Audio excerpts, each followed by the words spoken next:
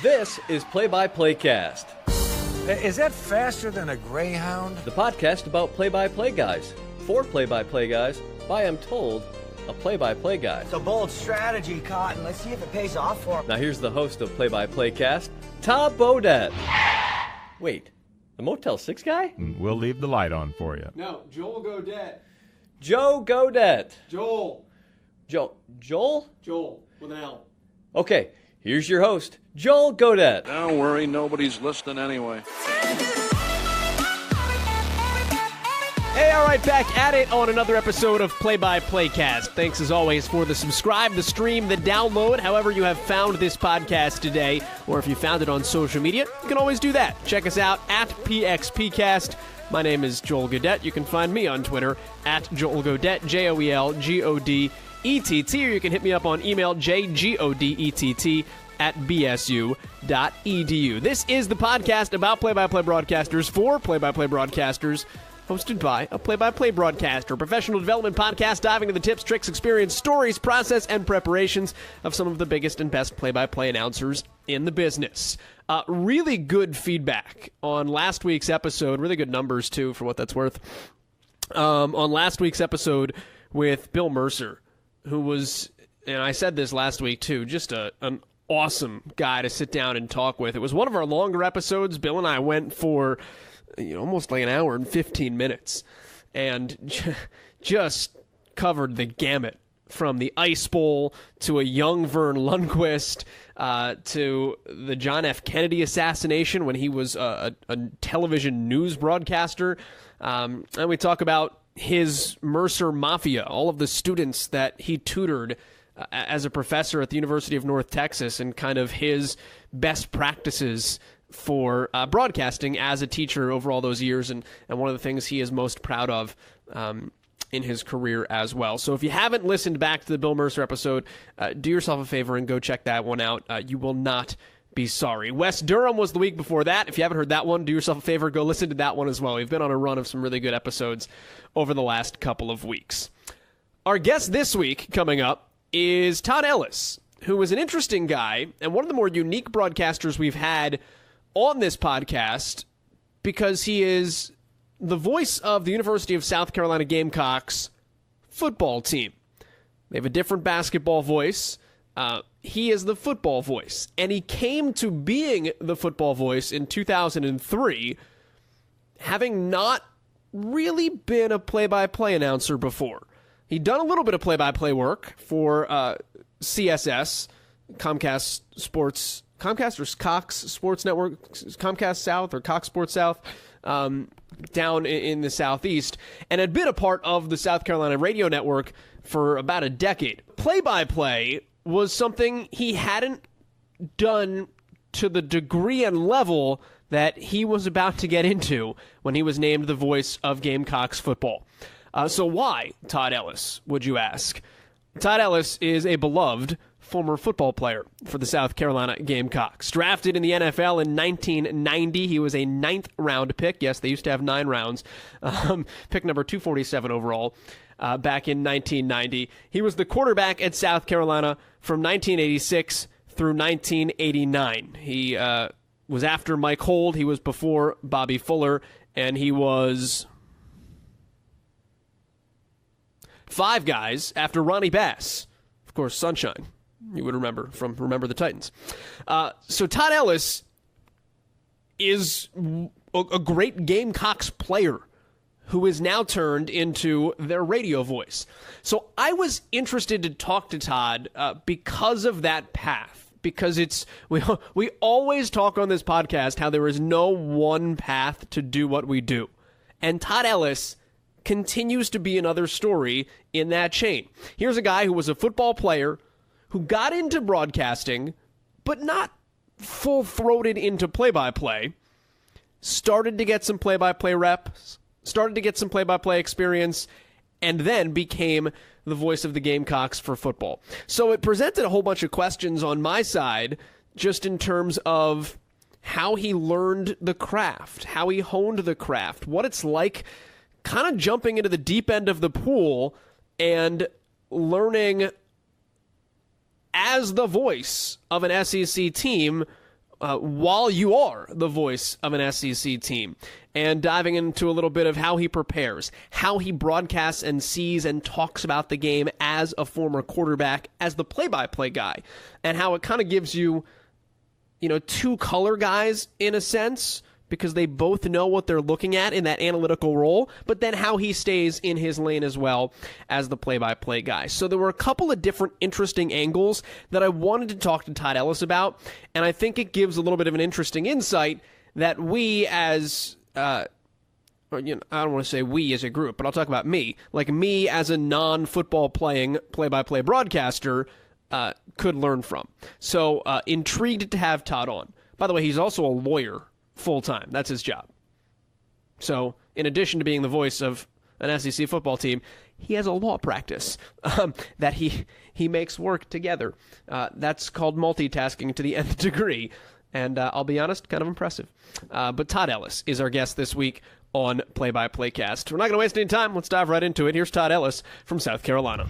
Well, it's a great mixture of my love for the University of South Carolina, my love for football, Southeastern Conference football, and then trying to do the job of a play-by-play man, which, of course, is to provide accurate information, not be too much of a homer, and, make it thrilling play-by-play. And I love it. I'm not a play-by-play guy that does, 2 or 3 games a week or does somebody out of another conference.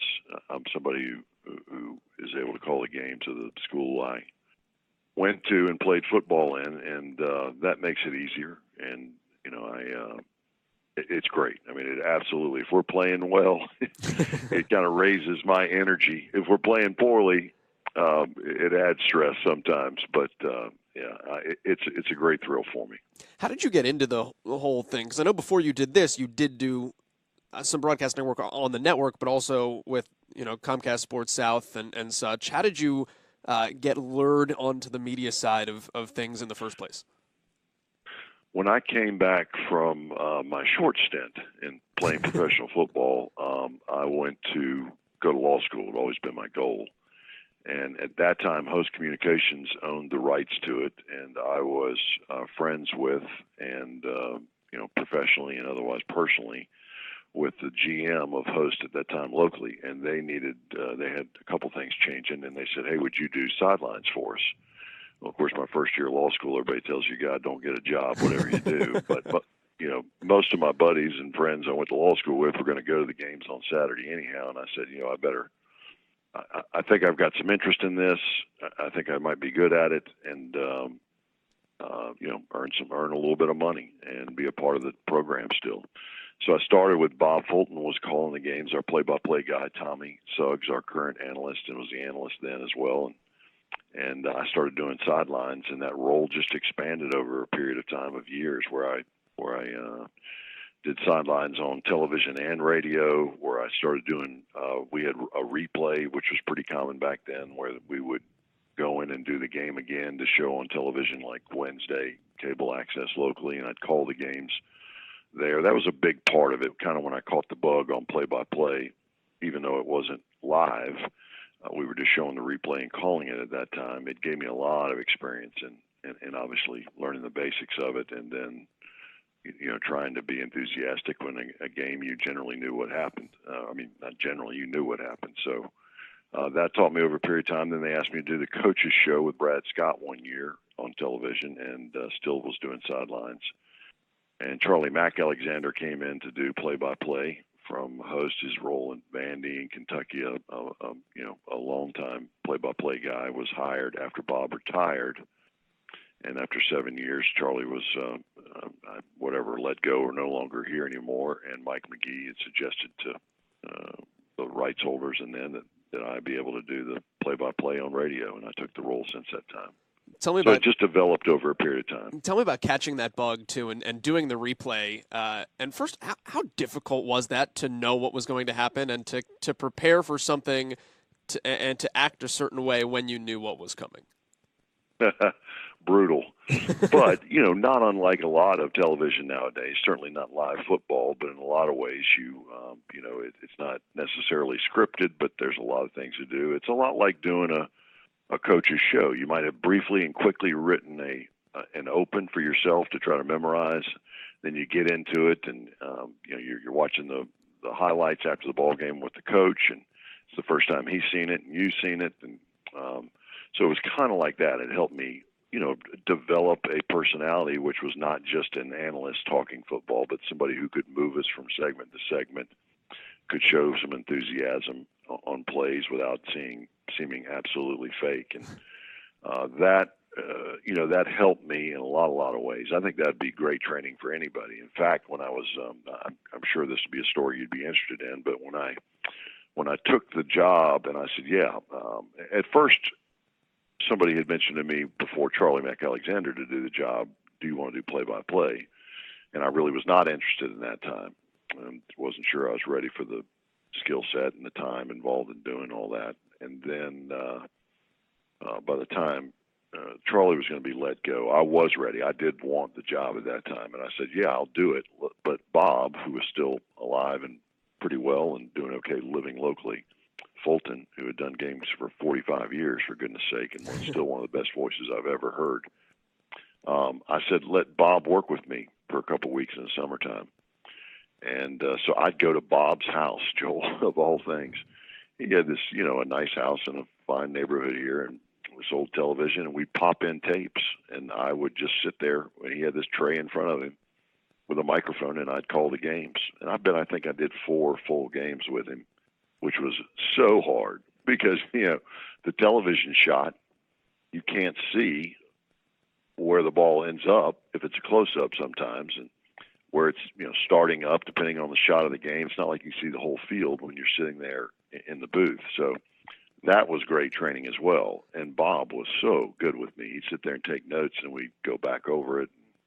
Worked with me as well on a lot of different things. So that was a huge part of my career, which was something I said, if I'm going to do this, I'm going to work with him for a while. I certainly had called games on television. I don't know how many I'd done that many times, but calling games on television compared to radio, there's no comparison. So that really helped out early on in my career. And once I got through that, I was pretty comfortable by game one. Now, having said that, it's a process just like my law practice.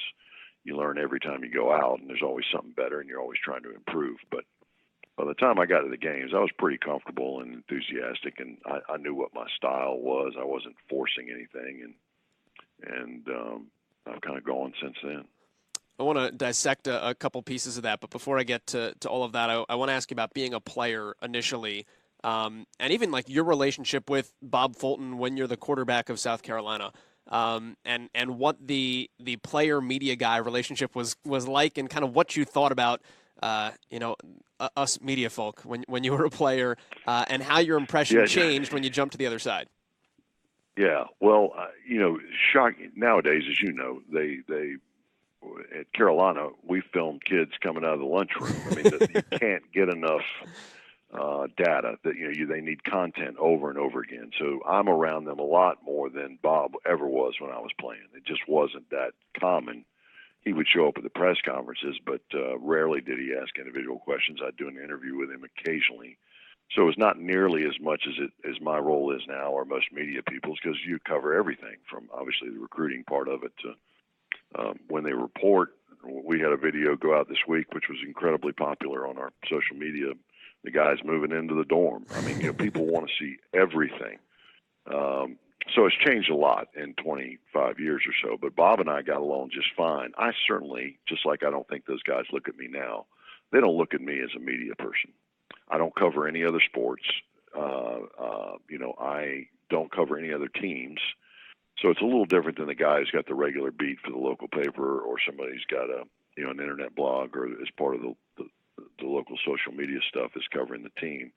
Those are media members to them. I'm there all the time. Coach lets me go wherever I want, whenever I want, and they trust me, and I think the players do as well, candidly. So my relationship's pretty good. I'm like an administrator, or somebody around rather than a media member. Sure. In my relationship with Bob back then, I certainly trusted him. But it's not like it is today with the access that I've got. Tell me about those sessions that you had with Bob Fulton as well, and I don't know if intimidation factor is the right way to put it, but to sit Oh, yeah. with a legend in his house and call games like that and think to yourself, like, this has to go well. What's running through your mind while you're doing that? Well, nobody told me if it doesn't go well, you don't get the job. So that was a good thing. I think I already had the job. It was just a matter of absorbing as much as I could. He and I had a good relationship. Remember, I'd done sidelines with him for, by that point, 7 years, I think. Sure. And so I knew him well, and every time he got me more involved in the broadcasts, with no reflection on Tommy, our analyst. But I got good to where I could make points that were not being made by Tommy and try to add to the overall broadcast. And then I got a feel for what notes I should look for and how things are going throughout the game. And so Bob and I had a great relationship. So, yes, was I intimidated? Absolutely. But it was a pretty good comfort level when I went in there. His wife, Carol, was so funny. You know, it was a very strange situation. I'd sit in this chair and had my notes and my chart in front of me, and Bob was over there on the couch, and she'd come out and serve, a sandwich or a drink in the middle of it while we were trying to do it. It was great. I mean, I wish I would have filmed those back then if I'd had the foresight to film those things, because it was such a unique environment. But we do, 10 minutes, stop the tape, go back and talk about it, and hell, it was invaluable. I mean, he kept saying, listen, you got to be your own man. Here's a thought. Be your own man, but here's a thought or two. And, a lot of that play-by-play is the mechanics of down, distance, time, score. I mean, you've got to get that in all the time. Now, you can get that in creatively. You can get it in over and all. And the thing Bob could do so well, which has just amazed me and made it sound so dramatic all the time, which I still work on all the time, is the transition from play to play. When Tommy wraps up his analysis on what just occurred, and we've got a 9-play drive going on, how do you creatively recap that in a hurry, set the tone again, and build the drama over that period of time? And I love that about Bob's play-by-play calls, and I try to work out that style as well. And he helped me with some of that stuff, rather than saying every time shotgun snap handoff right side, Marcus Lattimore bounces over, come up with something that changes that pace up. And so they're not hearing the same words all the time, but they're getting the information about it. And that's a art and something that takes a long time to develop over a period of time.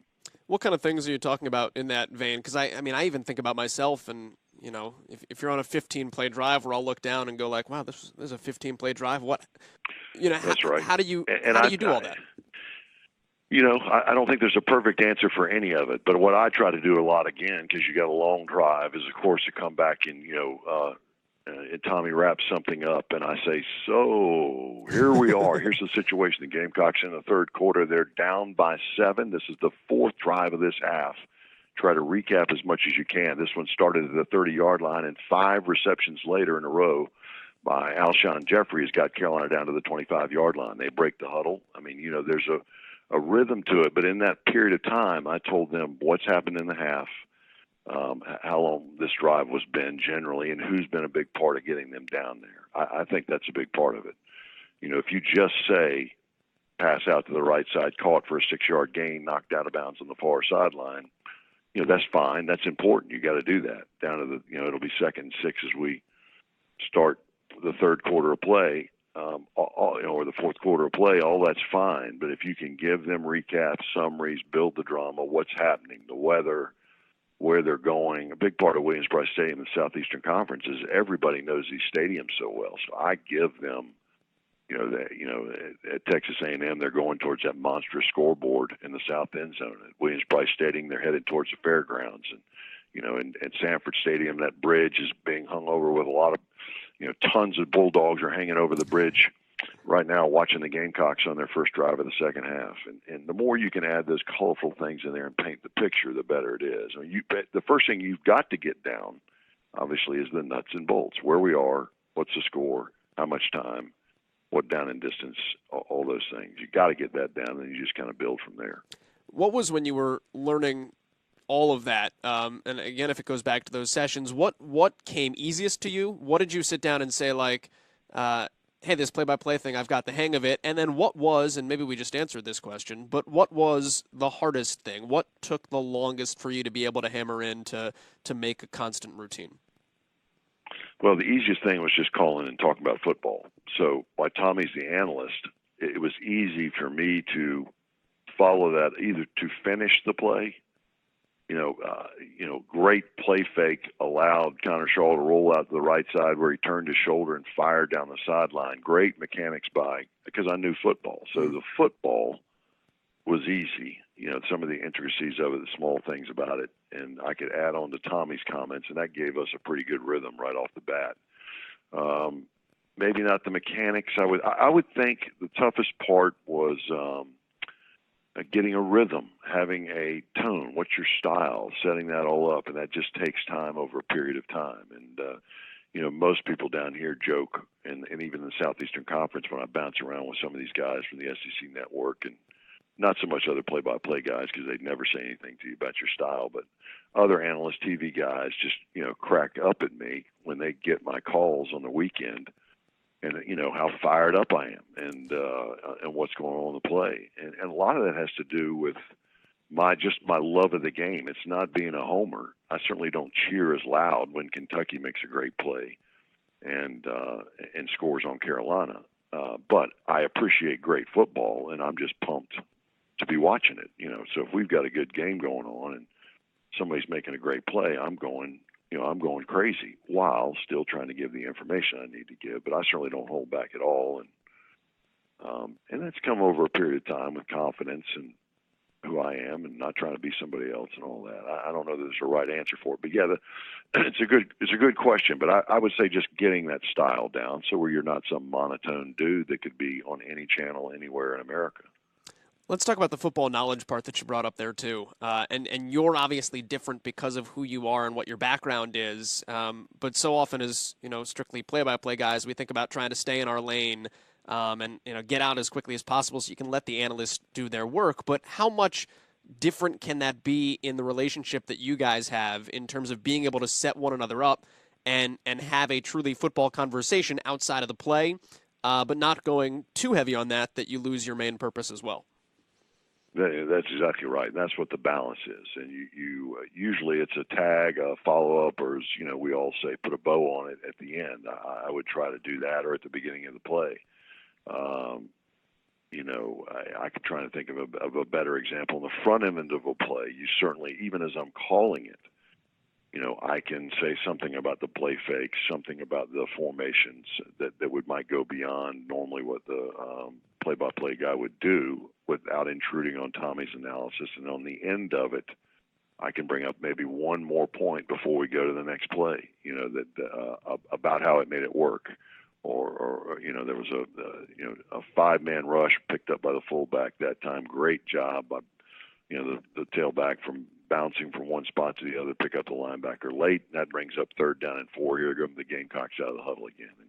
And I think you're right. You've got to stay in your lane. You've got to give the basics. You got to let your guy do his thing. But you build up a rhythm to that, and you step on each other some, but not, that happens in any broadcast. And But I think that helps me just with an overall comfort level. I know tendencies. I got a great statistician, and he's actually Doug, who you've spoken to. Doug travels with me, and that's how he started. Now he's my office manager. So Doug and I have a great rhythm of what's important, what trends we're looking for. His numbers are amazing. He does an incredible job, and so that's a big part of it too. What are you looking for? What can you add on? There's 4 straight completions from so-and-so on this drive, and you pick that up as you're going along the way. That Carolina's only run it one time, or whatever it may be as it goes on, or the trends that are not being thrown out on television or otherwise there. How do you like to be football smart, too? We've had this conversation a couple of times on the podcast in terms of analytics nowadays, or even in football, too. You can get into the weeds of trying to explain route trees and things like, and kind of get into the weeds of the detail. How do you make football insider language understandable to the layman so that they can both learn something about the game but also understand what you're saying all at the same time? It's a good question and a tough one for most broadcasters, but not really for play-by-play guys anymore on radio, because there's no time. There's no time. Fair. All the hurry-up offenses, We just have to set up and get to the next play. There's not a lot of details that we can do. Now you can do that obviously pregame, or here's two tendencies on what happens. Vanderbilt runs the best zone blitz in the league, and here's why. But when you're in the game, I don't have much time for that. You try to throw in something occasionally, but you don't. I mean, these teams are running. I mean, you know how fast they run, every 16 seconds sometimes, so you got to get set up. And I think you got to be careful with that. You got to explain it, and Bob Fulton told me I used to say trips to the right side. Bob said, "Don't say trips. Half your people out there don't know what that means. Say 3 wide receivers to the right." People understand that. I maybe that's not a great example today, but it is a good point. So you got to be careful with what you're doing and how you're doing it. It's easier to lay it out in basic terms. Some of this stuff with formations and defenses now and these blitz schemes, you'd spin your wheels all day trying to do that and get the basics out there. Do you still not say trips, or is that something that has more worked its way into the lexicon? Or I guess where is your line? I know I say it. I seldom say it. I usually say 3 wide receivers to the right. That's correct. What's your prep like? I don't use trips. Sorry? What's your prep like? How do you mentioned when you were doing your practice sessions with Bob, you had your prep and notes out in front of you. How do you prep for a game, and what is important to you to know? Yeah, I suppose I do it like everybody else. Nowadays, the problem is it's not having enough information. It's having too much information. That's the problem. And I've gotten much better, like my law practice, of digging through and pulling out the stuff that's important and not all the other stuff that you just know you either can't work in or can't get in there, or you don't think it's relevant. And I mean, if I looked at 10 pages from LSU about the last time something happened in one of their games and tried to work that into my study somehow, I would spend all week doing that. But if I want to know the background of the quarterback and on how he's played in conference games compared to non-conference games, that might be something I would pull up and look at. If I see trends from Carolina, which is easier, obviously, then Doug and I during the week sit there and say, "Hey, here's 3 things to look at this week. Give me some numbers on this on how we've done," and we build that before the ball game. But I'm just like anybody else. I take the releases from the universities and put in the basics, which of course is through the 2 deep on each side. And I type that in myself. That's the way to study. I look into that. Now, most of that's cut and paste off a PDF, but I'm taking that, putting it in my boxes on this software that I utilize.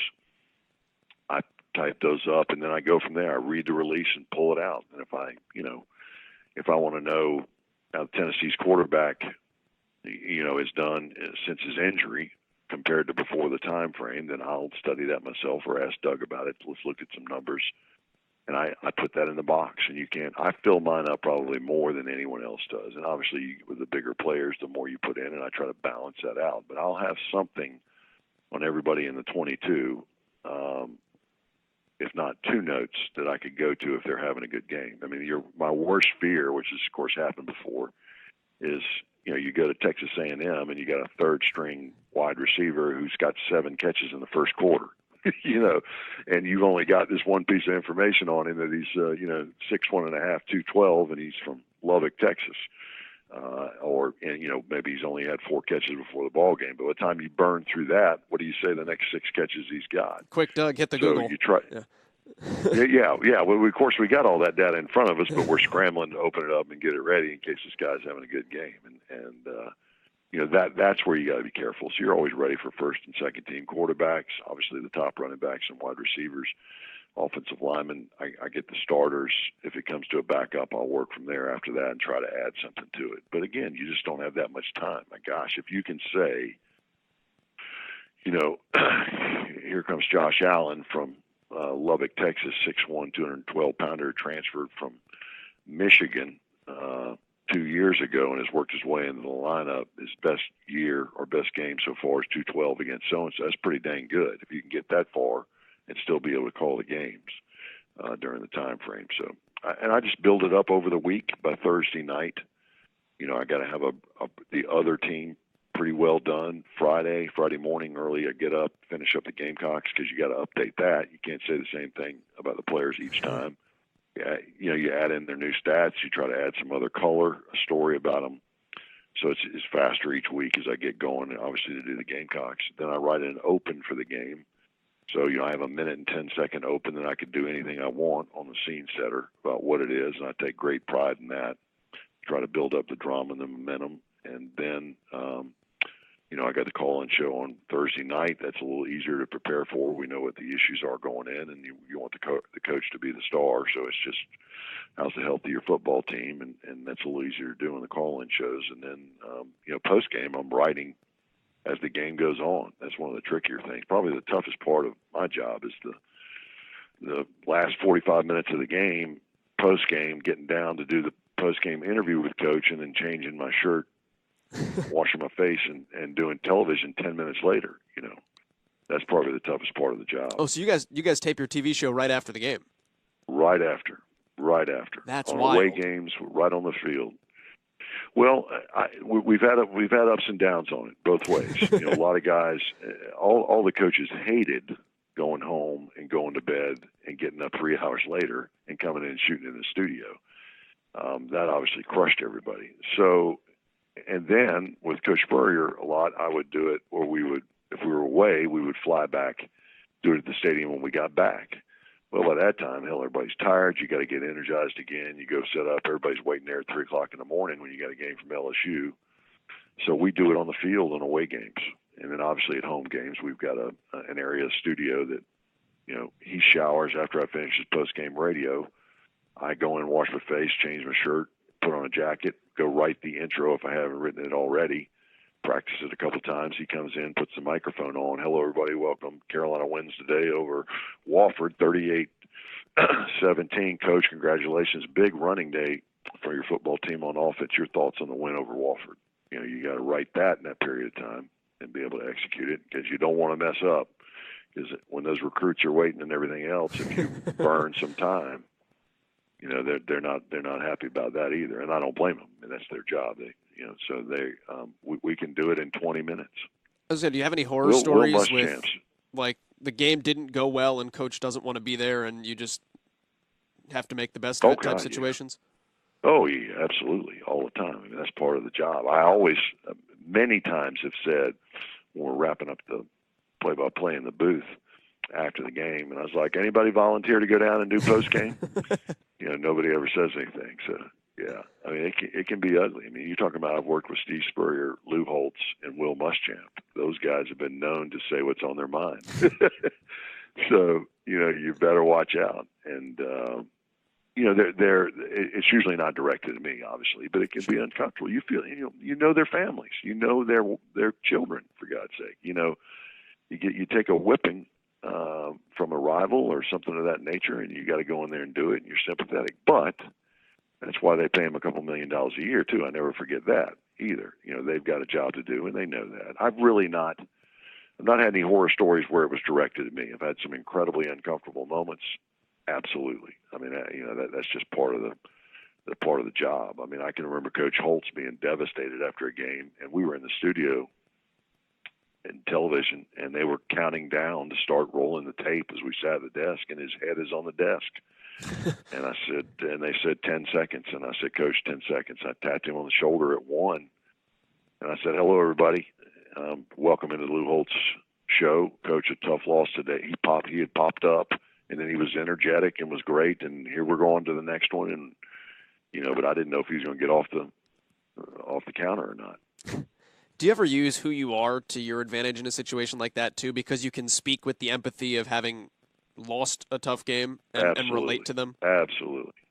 And they know I'm not just some, a media guy who's a local dude who Sure. could care less about how Carolina did that day.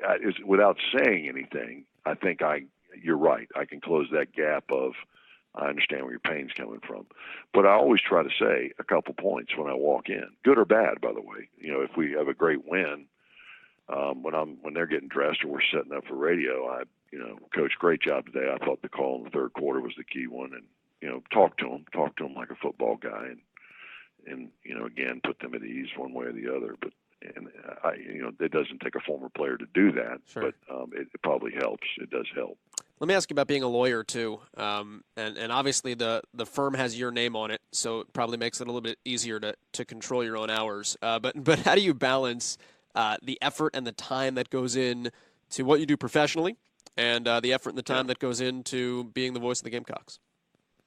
Well, it's a balancing act, no question about it, during the fall. And I do practice on my own. I work with a lot of other law firms, which I team up on. But no one's telling me if I've got to come in on Sunday, I got to come in on Sunday and work, and I got to do that. But no one's also saying, hey, I'm flying out with a team at 4:00, and I've got to justify that. I do what I want. That's part of the reason I practice by myself. But it is very tough, and the fact that Doug and I are both involved in it, my assistant, who's also my statistician, we know the rough periods. I'm a trial lawyer, so most of the courts are conscious of that as well. I mean, if I went to a judge, and it's been the first time it hasn't happened in a long time, knock on wood, but if we're flying to LSU on Friday and we got an 8:00 game and I'm going to be back at 3:00 in the morning and I'm supposed to be up for trial on Monday, they'll give me some leeway during that time frame to try to help because they know I'm doing a good thing that makes lawyers look good, and they're not going to absolutely just blister me for the purpose of blistering me and make it tough on my schedule. But it's tough. I settled a case that could not be at all delayed any further on a Friday afternoon and flew on a private plane to Georgia to call the game and got there late at night. That was one of the worst ones during that time frame. So I had prepared for that mediation all that week and prepared for the game against the Bulldogs, which is one of my favorites all time and one of the best rivalries in the conference, I think. To go over there and do that, it was a hell of a stressful week. There ain't no question about it. But you try to minimize those, and you do the best you can. But it's not easy. But I'm not exactly breaking bricks here and digging ditches. I'm pretty happy. It's not exactly awful. I'm not complaining by any means, but there are times. There's no question that it's tough to balance. Did you know in advance that you were going to have to take that private plane, or was that one of those? Oh yeah. Time was running on you and you just had to make it work? No, well, I knew at least two weeks out or so, Oh, okay. And was able to plan for that. Yeah, that period of time. Just couldn't move the mediation. Knew we'd be flying. I think that's the only time in 20-plus years I've missed the team playing. I mean, I didn't miss it. I knew I was going to miss it, but that I was not on the team playing over there. And so, yeah, you have something like that. I certainly have. I know I've rolled in on two wheels to the coaches show on Thursday night before. Holy mackerel, I've come in from outside the state where I had something that drug over further than I needed to be. And Doug brings my notes or something like that with me, and you get crazy times like that. But the worst one ever was that during the spring, we always do at least one coach's show during spring ball. And it had gotten scheduled, and Doug had it on the schedule, but I'd forgotten about it somehow, or even that, I don't know. And I'm on the treadmill and at the gym here, it was about 10 miles away. Just we're having my workout. And the engineer calls and says, we're on in 7 minutes. And Coach Spurrier was there sitting there waiting as I rolled in and fast. I don't know how many laws I broke on the way down there, but it was a bunch trying to get there on time. So that's the only time I've had a really messy mess like that from forgetting it or something else being on my mind. I won't do the math on 7 minutes and 10 miles there, but yeah, that is right. I'll let you go on this note because I want to get you back to the law stuff. But I liked the article that was written about you when you first got the position in 2003, and there was the quote in there that said, "Let's face it, there are times when it's going to be obvious I have to grow as part of the job."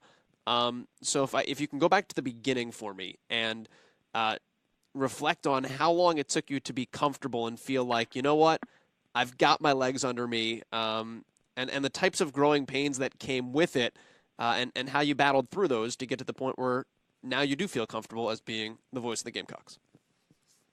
Well, like anything else, it becomes a rhythm to you. It becomes natural, and it's not forced. There were times early, portions of the play-by-play, that it felt forced to me, and I was not myself, and I didn't feel comfortable enough to stretch in certain areas or otherwise say something was on my mind or use some description that was funny. When I get people crack up, I don't know how this ever came up. This is maybe a best example, but I would get frustrated. We were there was one year, I can't remember, where Coach Burry was here, where I swear to God, 3 times a game we had 3rd down and 15 plus, no matter what. It'd be a sack, a fumbled football back, or a loss on the first yard, and it's 3rd down and 15 for the 3rd time plus. And so I said one day, it's 3rd down in a Swansea dirt road, which everybody in South Carolina knows Swansea's a country town with these long dirt roads, how long that is. I didn't say the actual distance. I never would have said that, in the first year of my calling play-by-play. I didn't feel, good enough about saying that at that time. So it just takes time to find yourself and allow that to come out of your own personality. And if you don't do that, it's not a lot of fun. Now, if I said some things maybe I wish I wouldn't have, or describe things, sure. But, it's better not to put any controls on it, not to put restrictions on yourself. And that takes a while. And I think that only takes some experience. It didn't take that long, but it certainly takes a while. And then you got to get comfortable with the people you work with and all. And even though I knew them for a long time, and so I think it's being yourself, but being comfortable enough to be yourself, and that's what takes it over a period of time. That's a good note to end on. However, I did forget to ask. Good friend of the podcast, by the way, and I know he worked with you for a while, so I have to just ask your thoughts. What are your thoughts on working with the likes of Andy Demetra for his time in South Carolina? Andy, the professor. Andy's, I didn't realize you knew him. Yeah, it's great play-by-play guy. He's one of my favorite in basketball I've ever heard. Yeah. I think Andy's a true pro. Was helpful to me. Andy was great in a lot of things. He was director of our broadcast, and have a lot of respect for the work that he did. And while I don't hear him as much as I used to, I still hear some. But yeah, great guy. All right, that is Todd Ellis joining us here on Play-by-Playcast, the voice of football for the South Carolina Gamecocks. Andy Demetra at the end there, friend of the pod, by the way. Episode 2. If you are new to the podcast, I say this from time to time, that you can always go through the back archives and listen to every previous episode. We're now into the hundreds of episodes, so it's probably worth mentioning who you can go back and listen to if you are just finding this podcast, because I know there are a bunch of you. And we can scroll all the way back to the beginning. Episode 1, Carter Blackburn. Andy Demetra was 2. Doug Greenwald. We haven't had a ton of minor league baseball guys on this podcast. We will over the course of time here. But Doug Greenwald was episode 3 from the Fresno Grizzlies. Ben Holden, CBS Sports Network, was episode 4. Josh Mauer from the Pawtucket Red Sox and UMass was episode 5. I mean, Bob Sosi just called the Super Bowl 2 years in a row. That's off the top of my head. Maybe more. He's called like 9 of the last 10, apparently, because it's the Patriots. He was one of our early episodes. Bill Hillgrove, Adam Amin. I mean, there's some really awesome episodes. If you've just found the podcast and you're listening in the hundreds, do yourself a favor, scroll back through all the way to the beginning and take a listen to who else was on this podcast, because the information you get now, just as good as the information you got then, and it's still there for you. So it's going to take you a while. It's going to take you almost 200 hours to go back and listen to all of them. But do yourself a favor. If you're new to the podcast, scroll back through and check those out. Also, if you want to, and we would love it, leave a rating and or a review on iTunes for us. Lets us know you're listening. Lets iTunes know you're listening. It helps everything at the end of the day. Next week, Mark Boyle of the Indiana Pacers. He and I are going to sit down this weekend and chat in person. So looking forward to that one. And then a couple of good guests coming up still as we barrel toward the end of June and into July. Thanks to Todd Ellis again. Looking forward to Mark Boyle next week. This is Play-by-Playcast. We are out of time, and we are out. See you.